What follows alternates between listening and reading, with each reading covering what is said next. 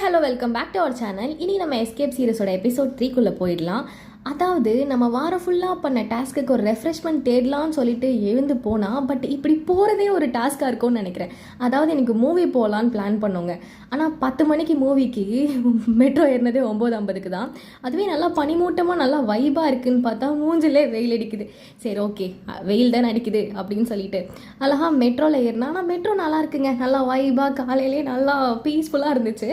யாருமே இல்லை மெட்ரோவில், நம்ம ஜாலியாக ஒரு சோலோவாக ரைடை என்ஜாய் பண்ணலாம். அதுக்கப்புறமா சரி ஓகே நம்ம வந்த வேலையை பார்ப்போம், வந்ததே 20 நிமிஷம் லேட்டு அப்படின்னு சொல்லிட்டு மால்குள்ளே போனால், மாலே ஒரு கிறிஸ்மஸ் த்ரீமில் ஒரு நல்லா ஃபுல்லாக கிட்ஸ் தான், ஒரே என்டர்டெயின்மெண்ட்டாக ஒரே பசங்கள்லாம் பிடிச்சி இழுத்து அமக்கலம் பண்ணிவிட்டு அந்த படத்துக்கு கூப்பிட்டு போனாங்க. அப்படின்னா படத்துக்கு போகணும் அப்படின்னு பார்த்தீங்கன்னா அவதார், அதாவது 20 நிமிஷம் லேட்டாக தான் போனோம்.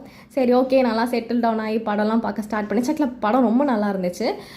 நான் வந்து இன்டர்வெல்லில் தான் ஒன்று வாட்ச் பண்ணேன். என் கண்ணாடியும் என் ஃப்ரெண்டு கண்ணாடியும் வேறு மாதிரி இருக்குது. சரி என்னடா இது அப்படின்னு பார்த்தா, கண்ணாடி போடுறவங்களுக்கு ஒரு கண்ணாடி, கண்ணாடி போடாதவங்களுக்கு ஒரு கண்ணாடியாம். அதாவது கண்ணாடி போடுறவங்களுக்கு ஒரு மாதிரி ஃபன்னாக வச்சுருந்தாங்க, கண்ணாடி போடாதவங்களுக்கு ஒரு மாதிரி காம்பேக்டாக நல்லா வச்சுருந்தாங்க. நீங்களே டிஃப்ரென்ஸை பாருங்கள். இது கண்ணாடி போடுறவங்க கண்ணாடி ஒரு மாதிரி கூருட்டு கண்ணாடி மாதிரி இருக்குது. எப்பா சாமி அப்படின்னு ஆயிட்டு. சரி ஓகே, படம் முடிஞ்சிருச்சு. என்னமோ நெக்ஸ்ட் எபிசோடுக்கு லீடு கொடுப்போங்கன்னு சொல்லி ஃபுல்லாக பார்த்தோம், நான் ஒன்றும் கொடுக்கல. சரி okay, tata bye bye, thank you for வாட்சிங். மறக்காமல் சப்ஸ்கிரைப்